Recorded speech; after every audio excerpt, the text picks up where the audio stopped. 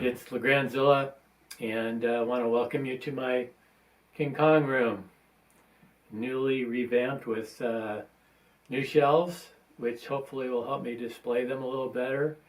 And I wanted to make a video to show you what I've done here and what my collection looks like currently compared to what it looked like a few years ago. And just talk a little bit about King Kong for all you King Kong fans like myself.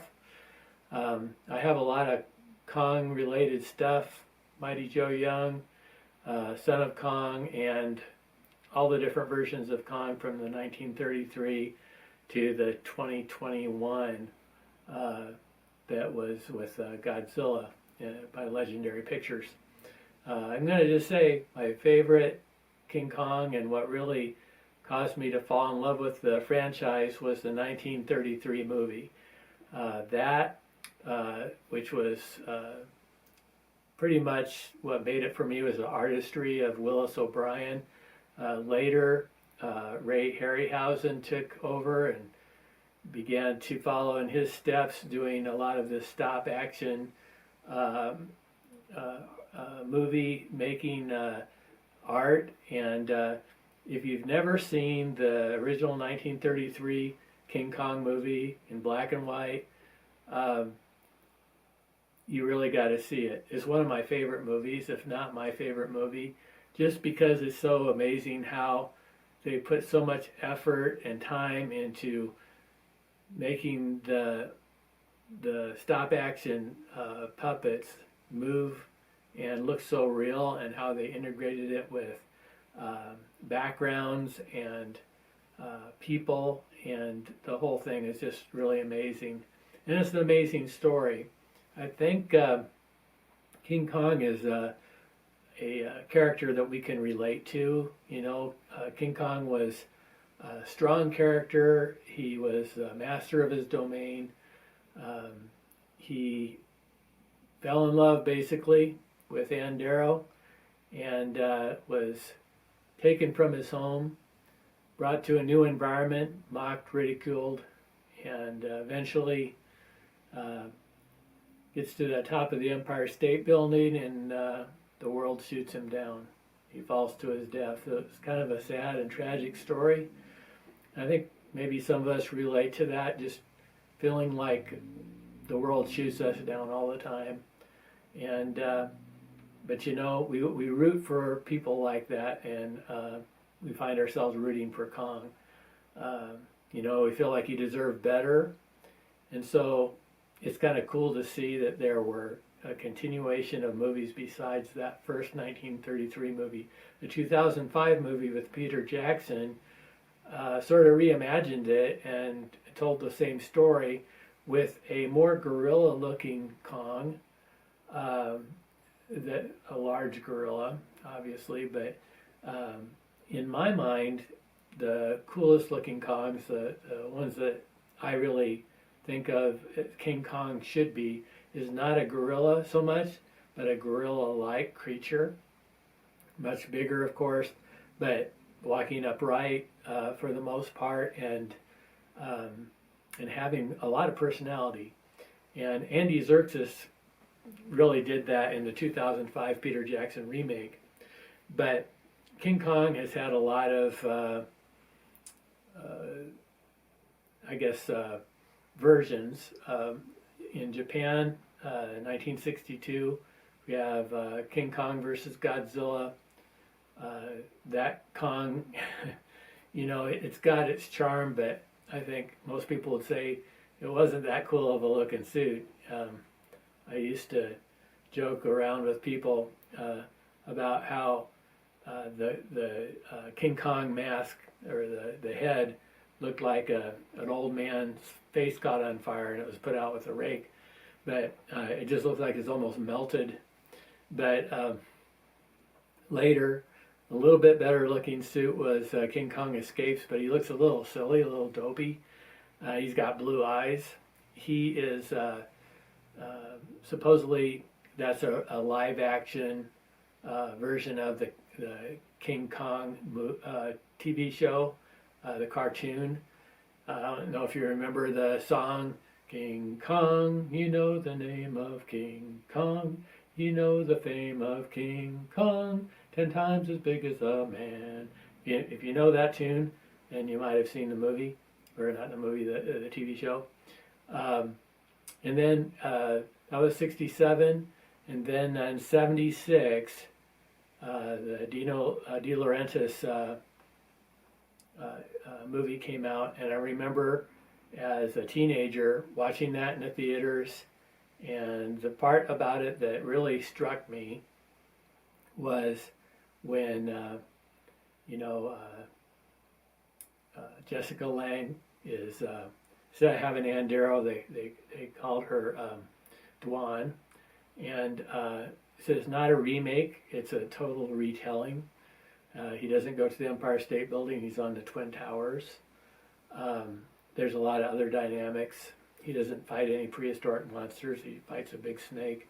But when he comes in to the scene and all the trees are falling and cracking, and you can see the trees falling forward, and you can see his body moving through the trees, and then it kind of shows a kind of a close-up of his eyes from the side as he's walking towards Dwan on the altar, and it just somehow the way they did that really seemed powerful, and he looks so real.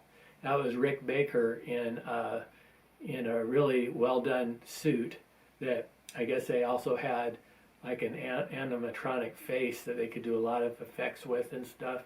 But he did a great job portraying Kong in that, and he looks pretty much like a gorilla, but he walks upright, just like a man for the most part. That was kind of a good memory of that movie when it came out. Then after that, there was King Kong Lives, where they basically give Kong a new heart. They get his body. He didn't quite die. I guess they resuscitate him, give him a heart transplant. There's another female Kong, and they end up having a baby and all this stuff. That's not the greatest movie, but it's still cool that there's that kind of thing going on, that continuing the Kong franchise. And then it was really cool, like I said, to see Peter Jackson's take on it. He had a real love for the franchise. And then more recently, 2016, Kong Skull Island, going back a little bit to the type of Kong that you would have seen in Japan, but a lot better looking and a lot bigger, of course. And then an even bigger Kong a few years later, the 2021 Kong versus Godzilla. And he's an older, tougher version of King Kong, and really a kaiju type of Kong. So a lot of history with King Kong. Hopefully it'll continue. We're getting up to what it would be a 90th anniversary of King Kong, and if we're still here long enough, it might be a 100-year anniversary of King Kong. That ought to be a great celebration. So I just wanted to introduce you to my Kong collection, and I hope you like it. Okay, here we go. I'm about to show you my redone Kong area and show you my collection as it is today. And so let's get started, and I'll begin with Sylvia Tampy's Fatty Bones Kongs that she has made me so far. She sculpts and I paint and make dioramas. And here you got the 33, the King Kong Escapes, the 76 Kong, 2005 Peter Jackson Kong, and then we have the legendary Kongs here. And they're really great sculpts by Sylvia Tampy. And my remaking the rooms kind of started out with this shelf I wanted to make just especially for Sylvia's work, and she's currently making me a 62 Kong. It's going to be the big swing where Kong is swinging Godzilla by the tail. And so that is kind of what got me going about these shells. I thought looked really nice, and I thought maybe I could make some more. So before we get to the other shells, here I have some of my 62 Kong stuff. And there's a poster from the movie, 62 Kong. I have some really nice kits here of this Kong. A lot of stuff with the Udaku, the octopus, things like that.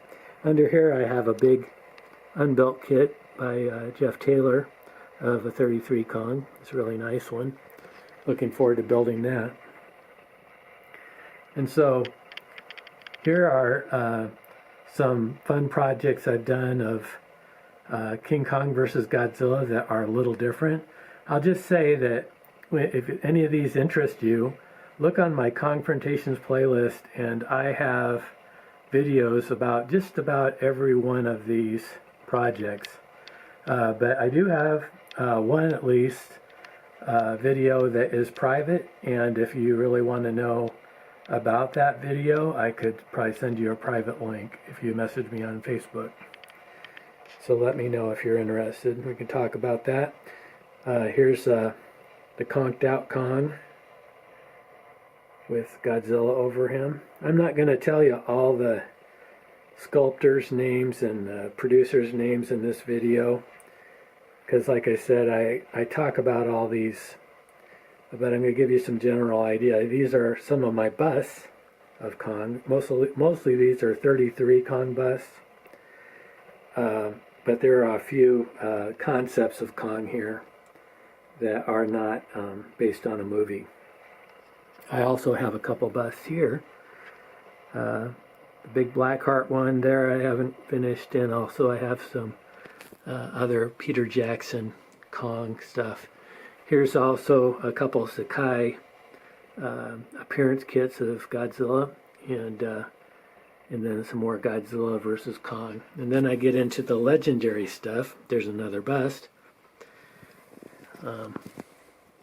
Kits of the legendary Kong. Maven Collectibles kit, very nice. And I do have a 33 Kong here that I put here because he's so tall. And then I go into the King Kong Escapes. I have some dinosaur kits, and there's a concept Kong I'm going to work on, Son of Kong, and Mighty Joe Young. On the bottom here, I have mostly unbuilt kits and kits I've started. There's another Kong concept I'll work on, painting by Bob Eggleton. This box is where I keep my Kong and Kaiju related comics and things like that. But yeah, I have quite a few. I have a couple toys down here. Some of this stuff I am going to sell too, but I do have some things here. That's going to be a fun project to do, this Atami Castle kit. Looking forward to working on that. So yes, as I get up here, it's more of a Kong versus type stuff. And there's a nice wall hanger. And the one casualty I had when I put in these shells was I broke the jaw off that pterodactyl. That's from 1 million BC by Joe Ladotti. And I cannot for the life of me find where that thing went. It shot off somewhere, and I'm still looking for it. Here's some other things that I've got here, some different great sculptors and producers. Cipriano kit back there, an Izumi custom diorama I made. I really like this one with the Papo pterodactyl. Here's some of Ann and Kong there. And then here's the train wreck. These are sort of kits that have to do with Kong when he's in New York. So I have these. And then, as we look up here, I have 76 Kong. All these kits have to do with the 1976 Kong. And I have a couple super deforms. There's a Mark Sang-Yang Kong that he made for me that I still need to build up and paint. I have some ideas for a diorama for that. And here's one I put fur on and made a custom diorama base of the altar scene. Here is the cave scene with the Elasmosaurus. I basically took an anaconda and made him look like an Elasmosaurus, or tried to. We got Jack and Ann over there, and Spider. And then I've always liked this one. This is one of my favorite dioramas I've made in grayscale. Another great sculpt by Mick Wood. Geometric produced it, and I made the background painting. So you can see we have quite a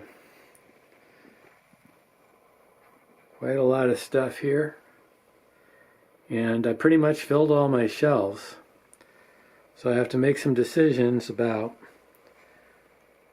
what am I going to keep and collect, and what am I going to sell. And I have other things kits I'll probably either sell or I'll build. So a lot of decision making coming up. But I do really have a lot of fun with King Kong, and I hope you liked seeing my collection. And so thanks for watching, and stay tuned for more King Kong stuff. Okay, bye.